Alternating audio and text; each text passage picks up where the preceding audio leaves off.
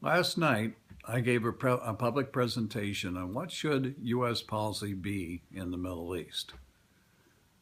That was one of the toughest presentations I've had to give. It's very complex. There's a long history of the United States and the Middle East here, going all the way back to the earliest days of the Republic.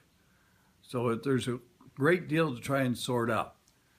But in the end, there are three essentials that no matter what are non-negotiable parts of our foreign policy.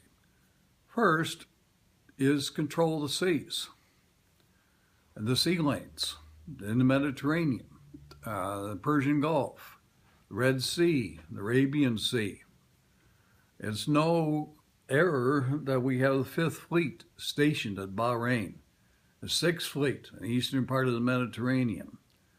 We've learned from history the importance of sea power in determining the course of history.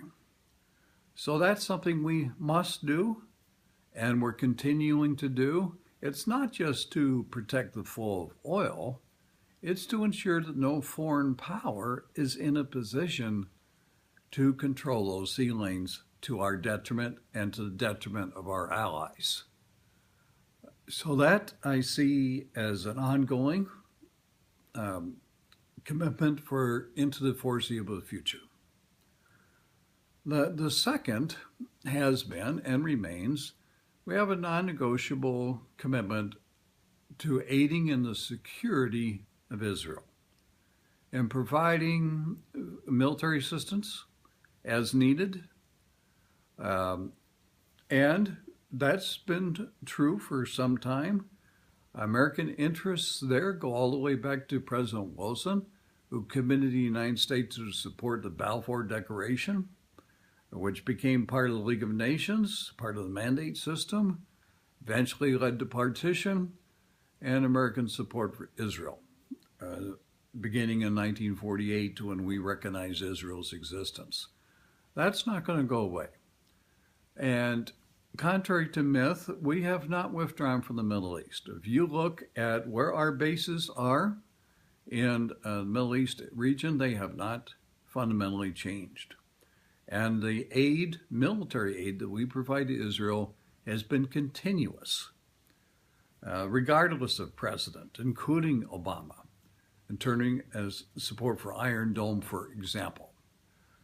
And the third is that we're a democratic country with democratic values, and we believe that those really are the best way to effect change, to bring about peaceful resolution of conflicts.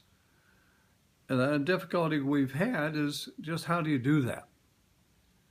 Those are our top three.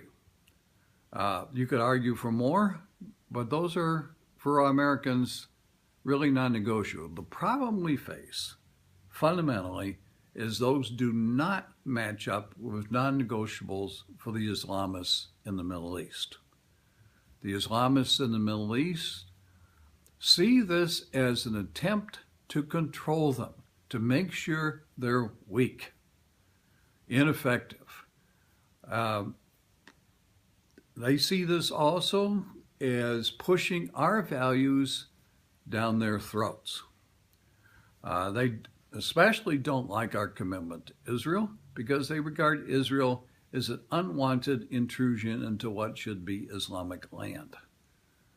So when you look at this, there's guaranteed collision of values, guaranteed conflict. Doesn't necessarily have to be violent, but even if we get rid of ISIS tomorrow, those fundamental issues are going to remain.